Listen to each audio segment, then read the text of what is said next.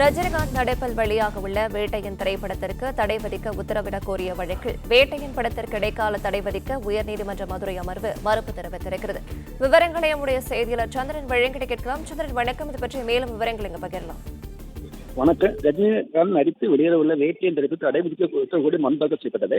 வேட்டையின் படத்தில் இடம்பெற்றுள்ள என்கவுண்டர் தொடர்பான வசனங்களை நீக்கவோ அல்லது மூச்சவோ வேண்டும் என மனதாக கோரிக்கை வைக்கப்பட்டது. அது நீதிபதி தரப்பில் வேட்டையின் படத்துக்கு இடைக்கால தடை விதிக்க உயர்ந்த மதுரை அமர்வு மறுப்பு தெரிவித்துள்ளது. தமிழ்நாடு அரசு மத்திய திரைப்பட சான்றிதழ் வாரியம் மற்றும் லைக்கா நிறுவனத்துக்கு நோட்டீஸ் அனுப்ப உயர்ந்த மதுரை அமர்வு உத்தரவிட்டுள்ளது.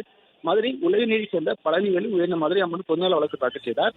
அதில் சூப்பர் ஸ்டார் ரஜினிகாந்த் நடித்த வேட்டையின் படத்திற்கான டீசர் கடந்த செப்டம்பர் 20 வெளியான நிலையில் அதில் சட்டவிரோத என்கவுண்டரை பொதுமக்கள் ஏற்றுக்கொள்ளும் மனப்போக்கை உருவாக்கும் வகையில் என்கவுண்டர் தொடர்பான வசனம் இடம்பெற்றுள்ளது.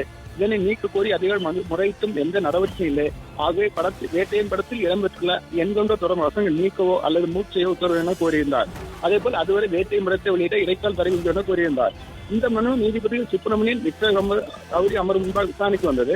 அப்பொழுது மனு தரப்பு ஆஜரான வழக்கறிஞர் என்கவுண்டரை ஆதரிப்பது போல வேட்டையின் படத்தில் காட்சிகளும் வசனங்கள் வருகின்றன, எனவே படத்தில் இடைக்கால் தடை விதிக்க வேண்டும் என வாதிட்டார். அப்போது நீதிபதிகள் மனு குறித்து மத்திய திரைப்பட சான்றிதழ் வாரியம் மற்றும் லைக்கா நிறுவனத்துக்கு நோட்டீஸ் அனுப்ப உத்தரவிட்டு வேட்டையின் படத்துக்கு இடைக்கால் தடை விதிக்க மறுப்பு தெரிவித்து வழக்கு விசாரணையை ஒத்திவைத்துள்ளனர்.